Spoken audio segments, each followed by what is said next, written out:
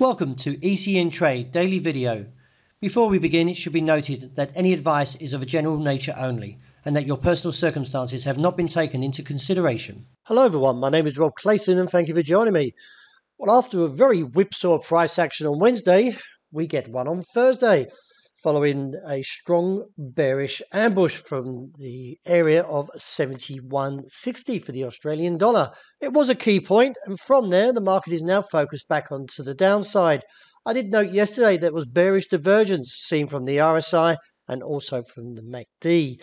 That is that when prices make new highs and the indicator drops, we could see a sharp snap, and we've seen exactly that, and now puts the focus on towards the region of 70.5, and the key support, which we saw a rejection followed by a dragonfly doji at 69.90.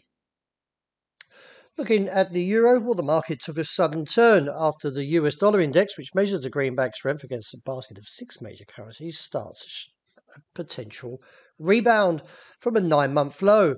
And therefore, from 100.80, the market's rallied now to 101.70, which has put a little bit of a mixed view for the euro. Following that, as widely anticipated, the European Central Bank, the ECB, hiked rates by 50 basis points from 2.5% to 3%, and now anticipates an equal one for March. So as the market does slowly digest the US Fed rate from Wednesday, we are now turning to January's US job report. The forecast for the non-farm payrolls report is expected to have increased by 190,000 in January, following a net added of 223,000 jobs in December. The unemployment rate is expected to rise from 3.5% to 3.6%. So looking at the technicals, due to the market now looking a little bit somewhat bearish due to the MACD negative for the last 2 days and the RSI dropping, all eyes turn to 108.85. A break there would give further scope to the downside to 108.30 to 107.40.50, which is a key point level. Any advancement, 109.55 to 110.25 is seen now as a potential cap. Since the sudden downturn, dollar yen hasn't been able to recover, and it still looks very much to the downside. However, the call yesterday was a close under 128.30 to give a move to 126.75.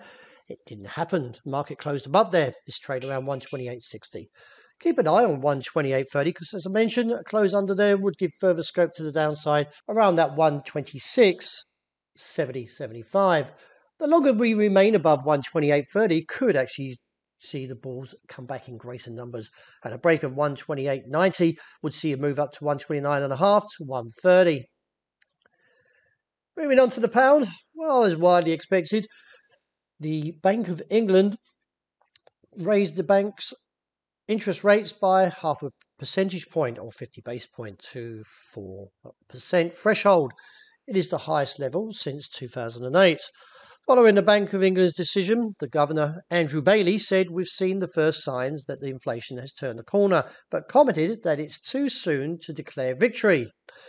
The Bank of England has updated its forecast in the Monetary Policy Report and expects inflation to edge towards 4% by the end of this year. They also added that a recession might hit the UK, but it will be shallower.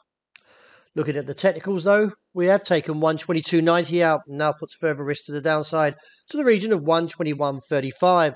With any reboundment of the market, could see 122.90.95 cap. Finishing up with gold and oil, well, the market took a significant downturn after rejecting that area around 1,950 and plummeted $48 or nearly 2.5%.